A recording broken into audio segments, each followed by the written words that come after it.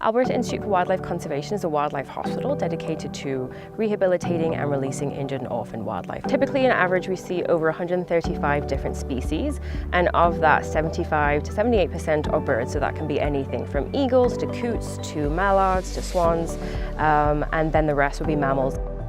I am a wildlife rehabber, so that means that I kind of have this really interesting job that sits somewhere between somebody who does all the animal husbandry, so the cleaning and the feeding and taking care of the animals, as well as assisting with the medical treatment, so exams, surgeries, help carrying out treatment plans that the veterinarian designs.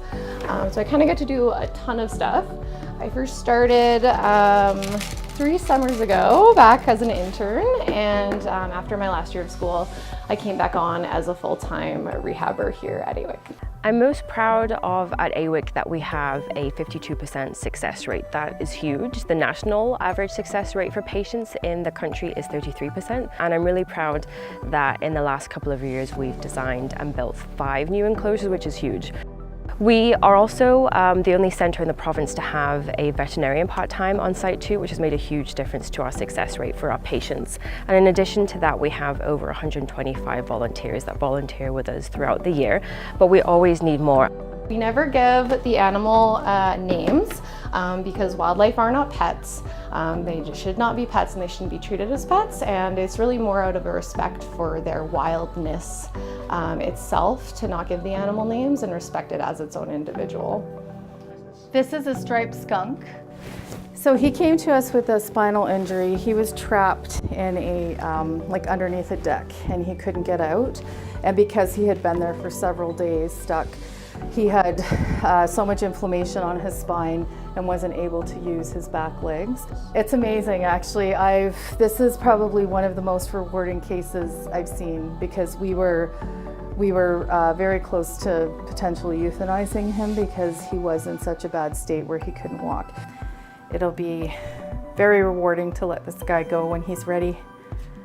The biggest challenge that AIWC faces is funding.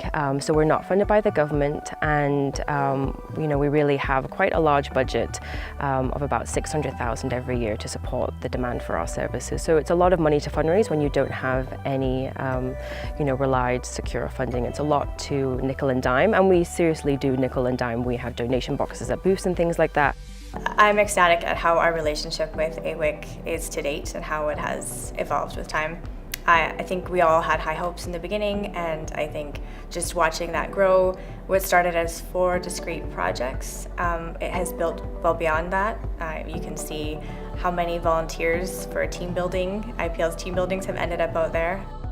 The favourite part of working for AIWC is knowing that we're helping wildlife in need and knowing that we're doing everything to make that possible. So, we put our own lives on hold at some points to make that happen. We really do everything that we can for wildlife and care. That's why we do what we do, is to get these animals back out into the wild. So everything, whether it's fundraising or answering calls or cleaning up poop, it's all so that that animal can then go back into the wild.